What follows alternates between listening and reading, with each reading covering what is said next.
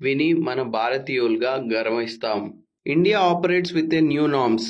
Terrorist acts కి సమాధానం talks కాదు, టెర్రరిజంతో నెగోషియేషన్ లేదు, న్యూక్లియర్ బ్లాక్మెయిల్ వల్ల ఇండియా భయపడదు.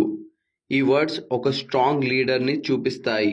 ఆపరేషన్ సింధూర్ సక్సెస్తో పాటు ఇండియాకి చుట్టూ ఎగ్జిస్టింగ్ గ్లోబల్ ట్రస్ట్ కూడా పెరిగింది. యుఎన్ సెక్యూరిటీ కౌన్సిల్లో countries like US, France, UK ఓపెన్గా ఇండియాని సమర్థించాయి. కానీ పాకిస్తాన్కి మాత్రం 3 కంట్రీలు మాత్రమే సపోర్ట్ చేశాయి. ఆ కంట్రీస్ ఇప్పుడు వరల్డ్లో ఐసోలేట్ అయ్యే పరిస్థితిలో ఉన్నాయి.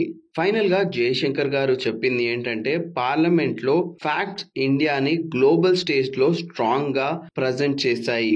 Diplomatic clarity, strong counter terrorism and bold political commitment ఇవన్నీ కలిస్తేనే ఇండియాని ఒక న్యూ ఎరాకి తీసుకువెళ్తుంది. ఫ్రెండ్స్, ఇవి మన దేశం సాధించిన ఒక ప్రౌడ్ మూమెంట్ని రిప్రజెంట్ చేస్తున్నాయి. ఈ విషయం పైన మీ